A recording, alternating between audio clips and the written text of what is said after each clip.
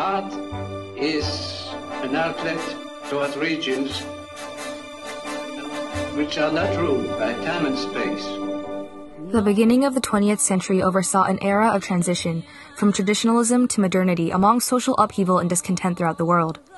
Among the individuals that progressed in this era of change was Marcel Duchamp, a man whose artistic ingenuity broke the barriers that chained art to the traditionalist and conformist styles of the past, revolutionizing the meaning of art and what it represented. He insisted that art should be an expression of the mind rather than the eye or the hand, that art should be of living, neither visual nor cerebral. Just as his thoughts ingrained themselves within his works, his pieces redefined the meaning of art as a universal means of expression. The art of creation, the art of concept, the art of life.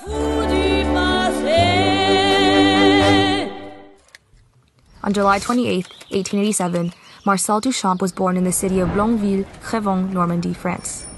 From 1895 to 1905, Duchamp underwent rigorous academic schooling, but soon became interested in Impressionist art and began working on magazine cartoons in Paris.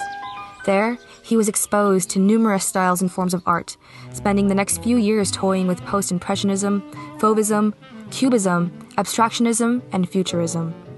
He slowly began alienating what he considered the materialistic and repetitive nature of magazine art. He began experimenting with his own stylistic approaches to art, breaking free from the impressionist influence of fellow artists.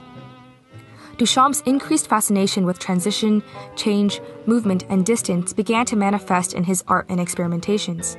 His 1911 painting, Sad Young Man on a Train, features a young man on a train, but appears to be a conjunction of shapes and colors without a clear picture. In actuality, the Sad Young Man on a Train was a direct rejection of art as still pictures. Instead, Duchamp portrayed the idea of movement through distortion and what he dubbed elementary parallelism, laying the foundation for his next monumental piece that broke ideological barriers of perceived art. The Nude Descending a Staircase No. 2 kept the fragmentation and synthesis of Cubist styles, while at the same time utilizing the movement and dynamics of Futurist painting. Never attempted before, Duchamp broke the fourth dimension of painting and the common perception of art as purely a visual portrayal of still matter. But often when ideas push the boundaries, before they understand, there's a knee-jerk reaction to joke about it or to make fun of it or not accept it. I think because it wasn't traditional.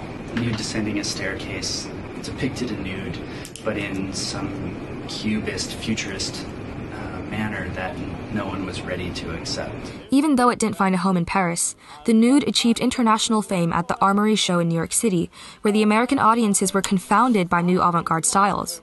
But not all at the Armory Show were impressed. Despite the widespread positive reception at the show, critics still complained of the nude body. Well, the Cubists didn't like his painting, the woman going down, the nude descending the staircase.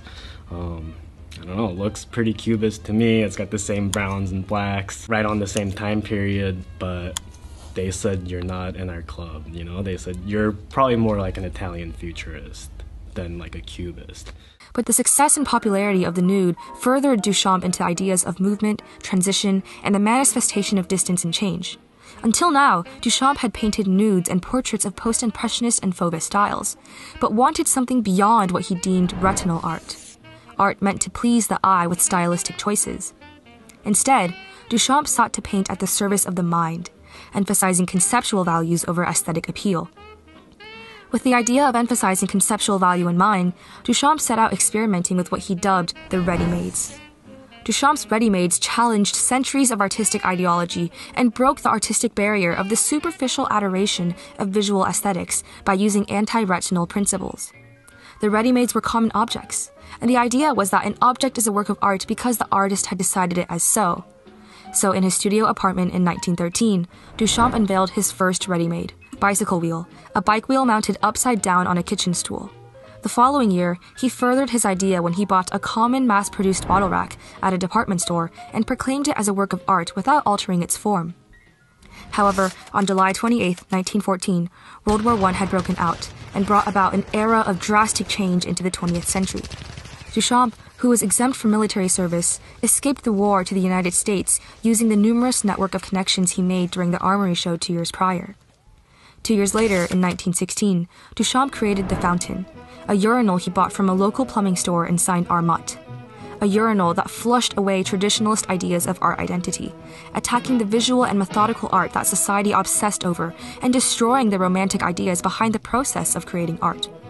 Traditionally, artists spent a lot of time in the studio with their materials or out in plein air with their materials. And the idea that an artist did not have to manufacture or fabricate or create the artwork itself challenged people's ideas as to what art could be. The fountain demonstrated what would be later known as anti-art, works that directly stripped away the superficiality of art and encouraged artists to portray ideas and concepts in their works, the mental over the retinal.